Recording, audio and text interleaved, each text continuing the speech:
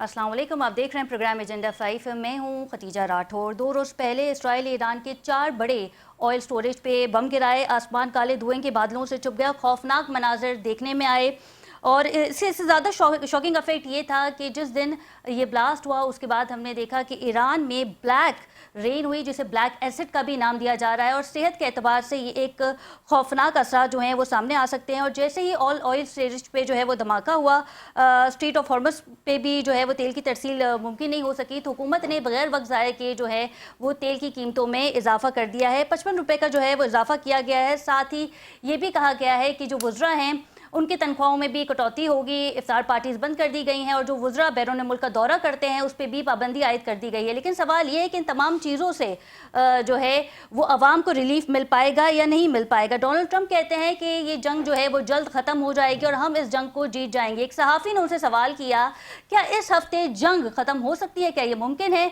कि ईरान हमले करना बंद कर दे? जिस पर डोनाल्ड ट्रंप का कहना था कि इस हफ्ते जंग जो है वो ख़त्म नहीं हो सकती, लेकिन जल्द जो है हम इस पर काबू पा लेंगे। वहीं ईरान ने भी मुज़ाकरात करने से मना कर दिया है। खलीजी ममालिक में धमाकों की आवाज़ें सुनी जा रही हैं। सबसे पहले हमने देखा था कि ईरान के सदर ने इस पर मजम्मत भी की थी और कहा था कि जो हमारे पड़ोसी मुल्क के खलीजी ममालिक हैं जहाँ पे धमाके किए गए उसकी हम मजम्मत करते हैं और अब कोई भी हमला जो है वो नहीं होगा।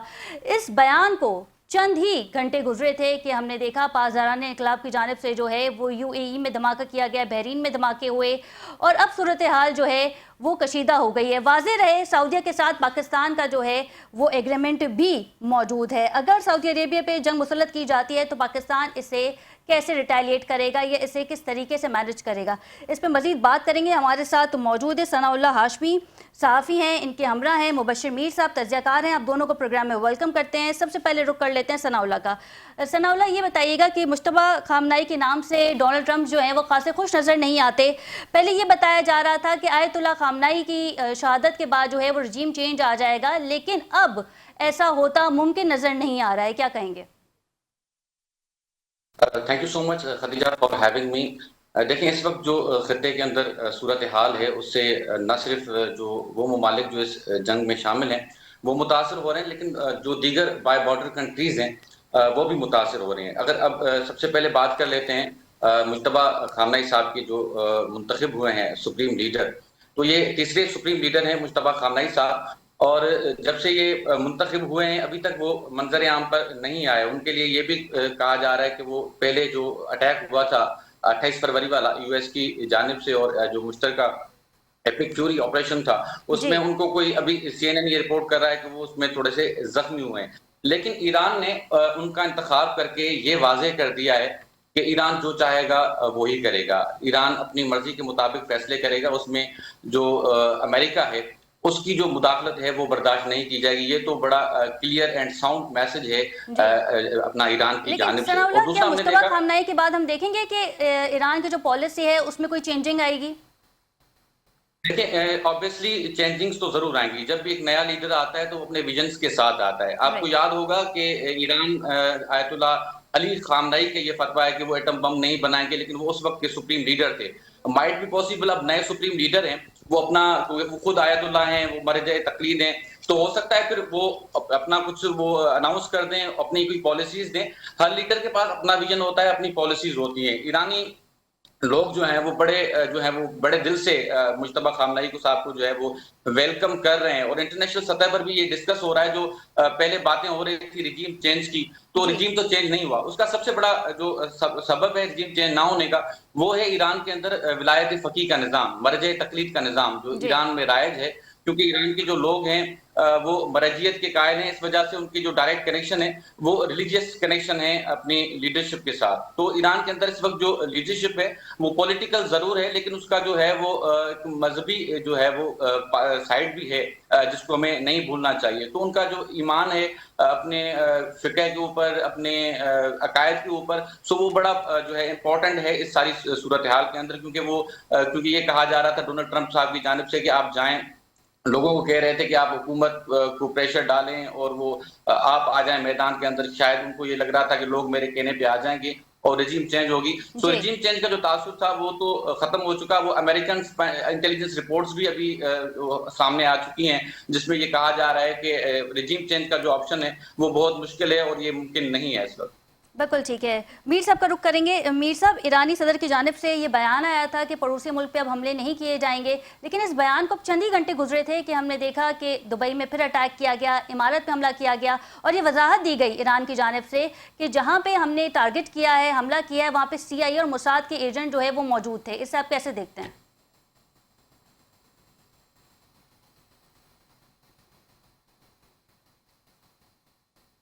मीर साहब, मैं आपको सुन नहीं पा रही हूँ, आपका माइक म्यूट है।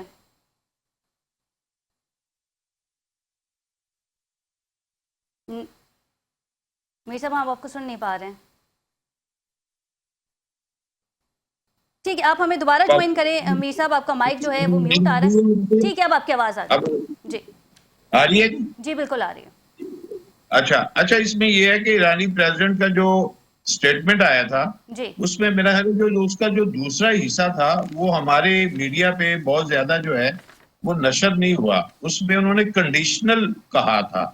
वो कंडीशनल यही था कि अगर उन अमेरिकी अड्डों से कुछ हमारे खिलाफ मूवमेंट होगी तो हम उसका जो है वो जवाब देंगे, हम उसको तब जवाब देंगे, अदरवाइज हम उनको नहीं कुछ कहेंगे, लेकिन हम जवाब तब देंगे जब वहां से हमारे खिलाफ काम हो रहा होगा या हमारे ऊपर अटैक हो रहा होगा या वहां से कोई प्लानिंग हो रही है। तो मेरा ख्याल है कि उनकी जो मालूमात है उसके मुताबिक ऐसा कुछ हुआ होगा, इसलिए उन्होंने वहां पे उसको जवाब दिया। एक बात मैं इसमें ऐड करना चाहता हूँ, वो वलायत फकीह की जो भाई ने बात की है, उसमें वलायत फकीह का जो एक पहलू है जिससे मेरा ख्याल है अमेरिका बहुत ज्यादा खौफजदा है और अपनी इंटेलिजेंस रिपोर्ट के बावजूद उन्होंने अटैक किया, वो है कि जो एक कॉन्सेप्ट है इमाम मेहदी का कॉन्सेप्ट है कि उनकी जब आमद होगी तो वो वेस्ट के खिलाफ ऑलमोस्ट कामयाबी हासिल करेंगे और उनको शिकस्त देंगे। जी और इस वक्त पूरी दुनिया में जो मुस्लिम मुआशरे हैं और हर मुस्लिम मुआशरे में इमाम मेहदी के कॉन्सेप्ट पर ऑलमोस्ट ईमान मौजूद है। और लेकिन वो सारे लोग जो हैं वो किसी ना किसी एक तरह से सोसाइटी में रहने वाले लोग हैं। जी ईरान वाहिद रियासत है जिसका ये रियासती लेवल पे कॉन्सेप्ट है और उसके पास एक रियासत की ताकत भी मौजूद है। इसलिए अमेरिका और उसके जो अलाई हैं, खासतौर पे है, वो ये अपने लिए पूरी ख्याल कर रहे थे कि कमजोर कर दिया लेकिन जाए। सवाल ये है कि जंग तो फिर बढ़ जाएगी खलीजी ममालिक में, अगर इसी तरीके के अटैक किए गए जी जी दुबई में, बहरीन में, तो जी फिर जी ये ममालिक भी रिटेलिएट करेंगे। अब देखें, बात यह है कि अगर अमेरिकी अड्डे वहां पे मौजूद रहेंगे, वो वहां पे अपनी वर्किंग जारी रखेंगे, तो लड़ाई तो मेरा ख्याल है ऑलमोस्ट वहां तक पहुंची हुई है, तो वो मजीद जो है वो जारी रहेगी। सवाल यही बनता है कि जो ईरान एक कंडीशन लगा रहा है कि अगर अमेरिका हमारे पड़ोसी मुल्कों में बैठ के हमारे खिलाफ काम कर रहा होगा तो फिर हमें अपने दिफा के लिए वहां तक अप्रोच करना पड़ेगा। तो ये एक म्यूचुअल अंडरस्टैंडिंग जो है ना, वो मेरा ख्याल है इस तरह की बननी पड़ेगी तो कि मीर साहब, अगर आप वो क्या वहां पे समझते उनको हैं कि ऑपरेट अरसद करने से दराज पहले रोके। एक शख्स ने एब्सोल्युटली नॉट कहा था, तो आज क्या उसके असरात जो हैं वो पाकिस्तान पे मुस्बत साबित हो रहे हैं? क्योंकि मेरा इस ख्याल वक्त है कि अमेरिका का कोई अड्डा पाकिस्तान, पाकिस्तान में मौजूद नहीं है। देखें, एक हमें याद रखना चाहिए, जब अफगानिस्तान के खिलाफ हमने अड्डा दिया था अमेरिका को, जैकबाबाद का Shahbaz air base America use करता था और उसके जवाब में हमें बहुत ज्यादा कुर्बानियां देनी पड़ी थी। हमारे मुल्क में बहुत से बम धमाके होते राइट रहे और वो अभी तक उसकी दहशतगर्दी के खिलाफ हम वो जंग लड़ रहे हैं। तो वो चीज जो है ना वो रुकी। वो मेरा ख्याल है कि जो इमरान खान ने बात की थी कि हम इस दफा जो है कोई भी ऐसा हफ्ते में मसला होता है तो हम अमेरिका को अड्डे नहीं देंगे, और अगर खुदा न खास्ता वो हमने कोई दिया होता और वहां से ऑपरेट हो रहा होता तो ये इस जंग में हम बराह रास्त शामिल हो चुके होते। राइट। तो ये लेकिन एक जो मेरा सऊदीया ख्याल पे है कि अटैक हो रहा ब्लेसिंग है। है, तो क्या पाकिस्तान बराह रास्त इस जंग में शामिल हो सकता है मीर साहब? कहाँ पे क्या हो रहा है? जिस तरीके से अटैक हो रहे हैं दुबई में, अगर हमने दोबारा देखा कि सऊदीया में भी अटैक करता है ईरान, तो क्या पाकिस्तान इस जंग में शामिल हो सकता है? लेकिन बात तो वही है कि एक जो आज भी पाकिस्तान के प्राइम मिनिस्टर की और ईरान के प्रेसिडेंट की जो गुफ्तगू हुई है, उसके अंदर कंडीशनल बात ही हमें जो है ना वो पता चली है। वो कंडीशनल यही है कि अगर हमारे खिलाफ वहां से ऑपरेशन ना हुआ, अगर हम सऊदी अरब के किसी अड्डे से अमेरिका जो है वो ऑपरेट करता है, अब ये देखना है, एक बड़ा सवाल पैदा हो गया है। जी जो हमारे दोस्त ममालिक हैं, खलीजी ममालिक, हमारे दोस्त ममालिक है, हमारे इतने वहां पाकिस्तानी भी रहते हैं, क्या वो अमेरिका को वहां से ऑपरेट करने से रोक सकते हैं? सवाल ये है। वो उन्होंने ऐलान तो किया है, यूएई ने भी ऐलान किया कि हम अमेरिका को यहां से ऑपरेट करने की इजाजत नहीं देते, लेकिन क्या वो वहां पे सीआईए हो या अमेरिका की दीगर फोर्सेस हो, एजेंसियां हो, या उनके अड्डे जो हैं उनको ऑपरेट करने से अमेरिका को रोक सकते हैं? अगर वो रोक नहीं सकते अपने मुल्क के अंदर और वो वहां से ऑपरेट करते हैं, जंग का हिस्सा बने रहते हैं, तो फिर तो मेरा ख्याल है कि ये सूरत हाल बड़ी खराब होती रहेगी और पाकिस्तान के लिए मुश्किल सूरत हाल पैदा हो बिल्कुल जाएगी ठीक, ईरान के खिलाफ लड़ना। बिल्कुल क्योंकि ठीक। पाकिस्तान की सोसाइटी जो है, जो पाकिस्तान का मुआशरा है, पाकिस्तान अवाम है, वो इनके खिलाफ लड़ने के लिए बिल्कुल तैयार नहीं है। बिल्कुल ठीक है। सनाउल्लाह, एक बार फिर डोनाल्ड ट्रंप की जानिब से अहमकाना बात की गई है। उन्होंने कहा कि अगर हम ईरान पे हमला नहीं करते तो ईरान हम पे हमला कर देता। तो 9,800 किलोमीटर की दूरी पे ईरान कैसे हमला कर देता अमेरिका पे? क्या ईरान के पास ऐसे मिसाइल्स मौजूद थे? इसी बिना पे जो है वो ईरान पे हमला किया गया है, क्या कहेंगे आप? देखें, डोनाल्ड ट्रंप साहब जो है वो अपनी बातों से मुकरते रहते हैं, ये उनका बड़ा पुराना वतीरा है। अभी जो है कल ही उन्होंने एक बातचीत की है मीडिया से और उन्होंने अपने वुज़रा पे जो है मलबा डाल दिया है कि जैसा उन्होंने मुझे बताया उसके बुनियाद पे जो है हमने ऑपरेशन किया, जिसमें मार्को रूबियो भी हैं, वज़ीर दिफा जो हैं उनके, और एक दो वज़ीर ख़ारजा, वज़ीर दिफा और सेडकोफ जो हैं, उन पे इन्होंने सारा मलबा डाल दिया है कि इनके कहने पे जो है मैंने इनकी इंफॉर्मेशन की बुनियाद पे किया। अच्छा देखें, सिमत का तयन अब जो है वो 3 चीजें करेंगी। 3 एम्स को जो है वो डिस्कस किया जा रहा है। मार्केट, अगर इस वक्त आबना हुर्मुज़ को टाइटली क्लोज कर दिया है ईरान ने, क्योंकि वो खबरें सीएनएन पे भी ब्रेक हुई हैं कि वो माइंस बिछा रहे हैं आबना हुर्मुज़ के अंदर, कोई भी जो है वो ऑयल जो शिप्स हैं वो वहां से क्रॉस नहीं करेंगी। तो आपने सिर्फ देखा कि 119 जो डॉलर बैरल फी बैरल हो गया था जब ये मामला हुए और एस्केलेशन बढ़ी। उसके बाद सिर्फ एक जो ट्रंप का स्टेटमेंट था कि वार जो है वो जल्दी खत्म हो जाएगी, तो फिर $90 पर बैरल पे आ गया। तो आप अंदाजा लगाएं कि मार्केट जो है वो कितनी इस पे अहमियत रखती है। दूसरा है म्यूनिशन, किसके पास कितने ज्यादा हथियार हैं, जो जितना देर ज्यादा हथियार जिसके पास होंगे, जिसके पास इतना जखीरा होगा, वो बड़ा इंपॉर्टेंट है इस सारी सूरत हाल में। और दूसरा जो चीज हम डिस्कस नहीं कर रहे ज्यादातर, वो है मिड टर्म इलेक्शंस जो अमेरिका में नवंबर में होने वाले हैं।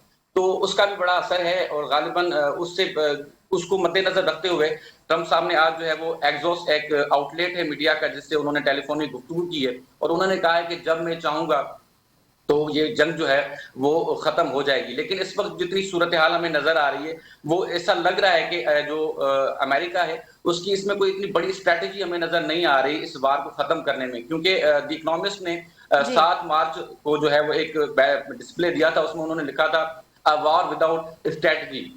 क्योंकि एक जो अमेरिका के वुज़रा हैं, जो उनके स्टेट सेक्रेटरी हैं, उनकी जो स्टेटमेंट्स हैं वो बड़ी डिफरेंट है। जैसे अमेरिका ने पहले क्लेम किया था कि जो उनके जोहरी तनसीबात हैं उनको खत्म करना है। फिर हमने देखा कि उन्होंने पहले जो 2025 में जंग हुई थी उन्होंने कहा कि हमने वो खत्म कर दी है, लेकिन अब दोबारा उन्होंने कहा कि वो कर रहे थे और उनको हमने खत्म करना है। तो ये एक झूठ उनका जो है वो सामने आ गया। और जो जेनेवा में गुफ्तगू हुई थी वो भी गालिबन मोस्टली इसी चीज के ऊपर हुई थी। वो कह रहे थे कि कोई 400 किलोग्राम जो है वो उसको डाइल्यूट करना है, तो उस पर सारी गुफ्तगू हुई है। और दूसरा, अब ये कह रहे हैं कि अमेरिका जो ईरान है वो हम पे अटैक कर देता। तो उनकी जो ब्रीफिंग हुई है पेंटागन में या दूसरे जो उनके इदारे हैं सैंडकॉम में, तो उसमें तो ये चीज वाजे आ गई है कि उनका कोई इरादा नहीं था ऐसा कि जो ईरान है वो उन पे अटैक करता। और ईरान ने बारहा इसको जो है वो क्लेम किया है कि ईरान का कोई इरादा नहीं था। मुज़ाकरात हो रहे थे वो माजी में, वो वक्त हासिल करने के लिए लिए जा रहे थे। ऐसा ही है, मुज़ाकरात जो हो रहे थे वो वक्त हासिल करने के लिए लिए जा रहे थे, और ऐसी ही ईरान ने भी जो है वो एक स्ट्रेटेजी अपनाई हुई थी।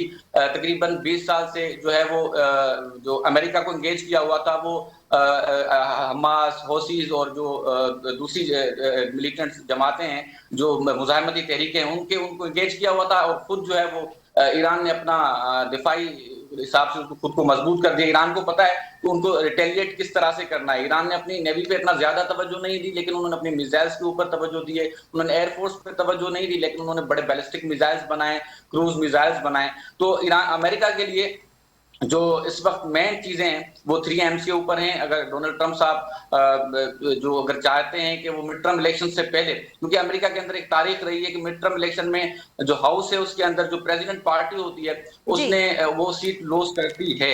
तो सिर्फ 2 ही प्रेसिडेंट अमेरिका की तारीख में ऐसे रहे हैं, एक 1998 में क्लिंटन और 2002 में बुश, जिन्होंने जो है वो सीट्स लूज नहीं की थी। क्योंकि क्लिंटन जो था वो इकोनॉमिक ग्रोथ की वजह से उनकी पॉपुलरिटी थी, और जो बुश साहब थे उनके पास भी जो है वो एक ड्रामेटिक राइज पॉपुलरिटी थी, जिसकी वजह से उन्होंने वो सारी जीते। लेकिन ये जो है वो मसला ट्रंप साहब के लिए आगे जाके बनेगा, और वो कोशिश करेंगे कि इस मिड टर्म इलेक्शन से पहले कोई फेस सेविंग मिल जाए इनको। इसी फेस सेविंग की वजह से उन्होंने प्यूटन से भी बात की।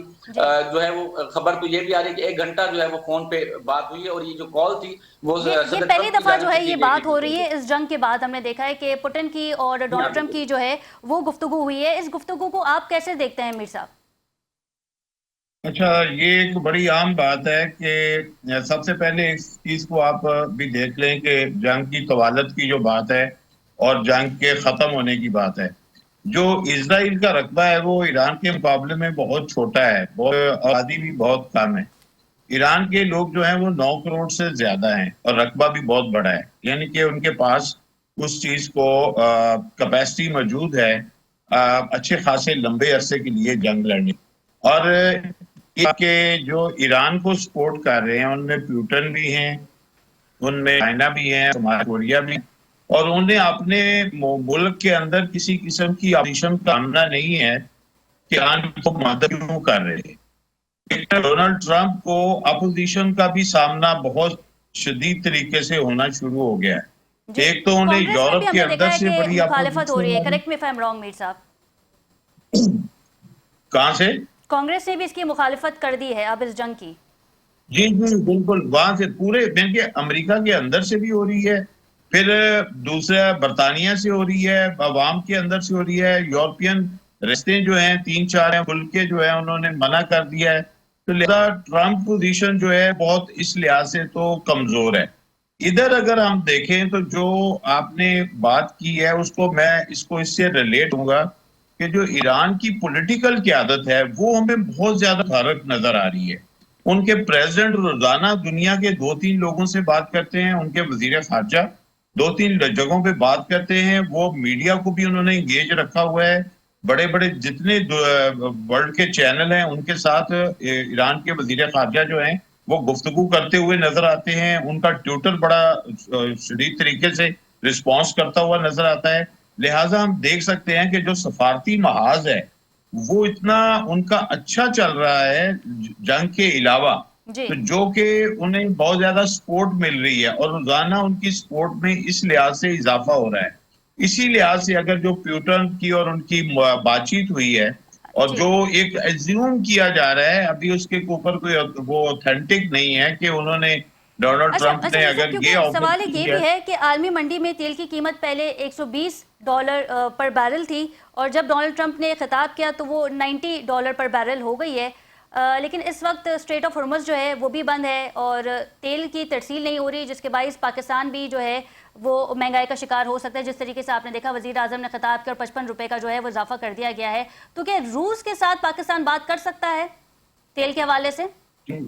देखें, पाकिस्तान का मसला ये है कि बड़ी, अगर मैं इस तरह देखूं कि पाकिस्तान तो रूस के साथ पहले भी बात कर चुका था, लेकिन हम रूस के साथ अपनी तजारत को ऑन नहीं कर पाए क्योंकि हम अमेरिका को किसी सूरत नाराज नहीं करना चाहते। और देखें, सेम टाइम ही अमेरिका जो है वो इंडिया को अलाउ कर रहा है कि वो उससे के लिए जो है वो ऑयल ले सकता है।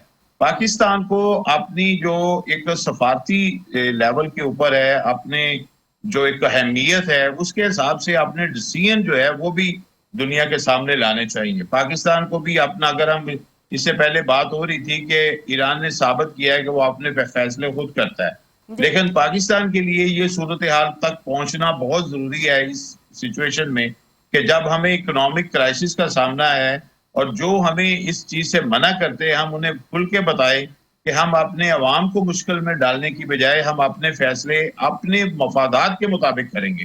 तो पाकिस्तान को अगर रूस से सस्ता तेल मिलता है या ईरान हमारा हमसाया मुल्क है, हम उससे बॉर्डर से भी जो है वो तेल हासिल कर सकते हैं, हमें समुंदर से लाने की जरूरत भी नहीं है, तो फिर हम अपने फैसलों में इतने खुद मुख्तार क्यों नजर नहीं आ रहे?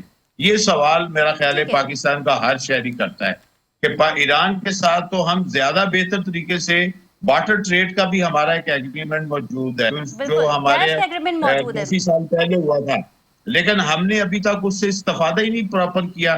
तो हम तो बहुत बेहतर अपने अवाम को रख सकते हैं।